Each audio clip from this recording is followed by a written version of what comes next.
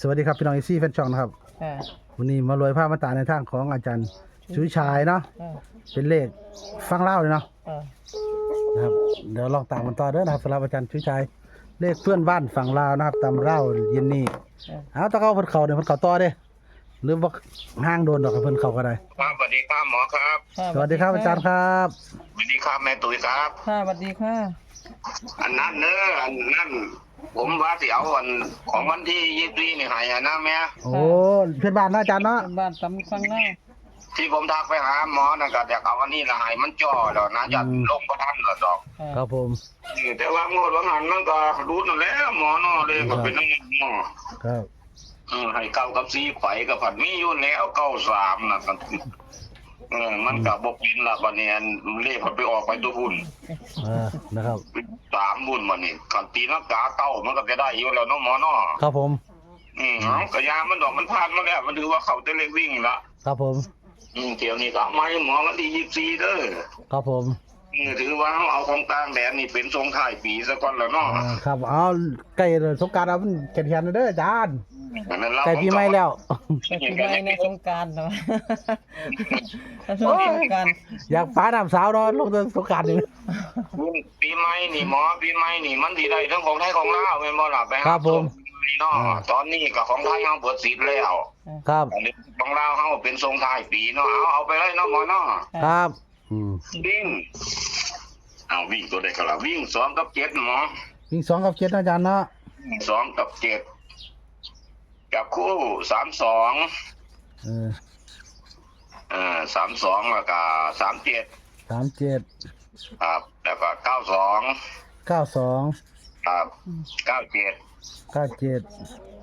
เอาตัวกันจักชุดนึงหมอผมก็ให้ไป2ชุดนึงได้ให้ไป4ชุดนึงได้ตัวกันชุดนึงเด้อครับตัวกันเอา96นะจ๊ะเนาะแล้วบัดนี้ก็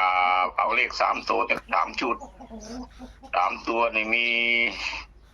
ตัวไหนก็มี239หมอ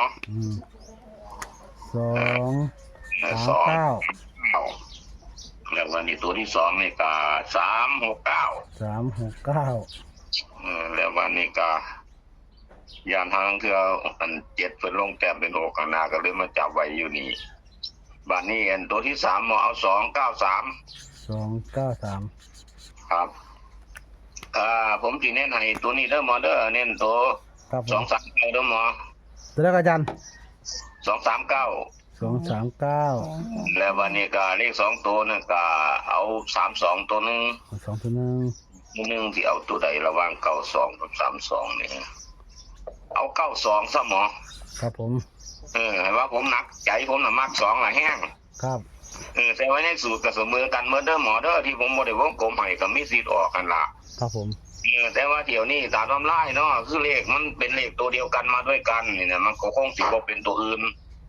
คือเมื่อกี้นี่มันก็9กับ4เนาะครับ9กับ4เป็นตัวเดียวกันนี่มีโอกาสแต่แค่ขึ้นแต้มลงแต้มอันนี้คือกันมันคือมีโอกาสแค่ขึ้นแต้มลงแต้มถ้าลงแต้มมันก็สิเป็น1เท่านั้นล่ะที่ผมบ่ได้จับให้นี่แต่ขึ้นแต้มมันมี3อยู่แล้ว2กับ7เป็นตัวเดียวกันมันนี่7คือกันมันเดี๋ยวอย่างเก่งมันก็สิเป็น8กับบ่เป็น8ก็เป็น6มีเท่านั้นแต่ว่าผมบ่ได้จับให้เพราะว่าถือว่า6อยู่นำเก่าเด้อหมอเด้อครับผมถ้าลืมแท้ๆกันมา92นี่อย่าลืมตีลังกาแน่คือมา97นี่ก็ได้เนาะหมอเนาะครับ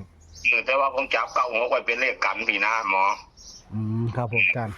97ก็เฮ็ดไว้แล้ว96ก็เลยแล้วเป็นหยังผมจะมีเก่าเนาะผมก็คือทำลายสูตรมาแนวนี้ว่าไปตัวประกอบของเขามันเป็น9ครับ9กับ3ที่มาประกอบกับ2กับ9น่ะนะความหมายมันน่ะนะครับผมอาจารย์อันสูตรเมื่อกี้คือกันแต่ว่ามันปฏิลังกาซะมันก็เลยบ่ได้แล้วเนาะหมอเนาะแนวนั้นเนาะครับผมเอาไปตัวอย่างอาจารย์ฟังแนวตัวไหนเนี่ยวิ่ง2กับ7บนล่างจับคู่32 37 92 97 96 3ตัวก็มี2 39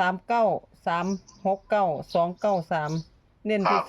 239แล้วก็2ตัวก็มี32กับ92ครับถูกต้องครับถูกต้องเหมือนอาจารย์เนาะถูกต้องครับพี่น้อง14เพิ่นมักตัวใดคัดเอาเลือกเอาเด้อนะครับสำหรับของอาจารย์ชุยชายเพื่อนบ้านฟังลาวนะครับวันที่24ธันวาคม2568นะครับเลขวิ่งนี่2กับ7นะครับก็โชคดีมีใช่กันเรื่อยๆกันเด้อนะครับขอบคุณอาจารย์หลายๆครับที่แบ่งปันแนวทางครับขอให้โชคดีอยู่ดีมีแห้งสุขทุกคนครับสวัสดีครับสวัสดีค่ะ โชคดีนะอาจารย์เด้อพี่น้องFCผู้ใดมักทางของอาจารย์ชูชาติก็ให้โชคดีไม่ใช่เลยด้วยใส่ปีใหม่กันสวัสดีครับ ค่ะวันนี้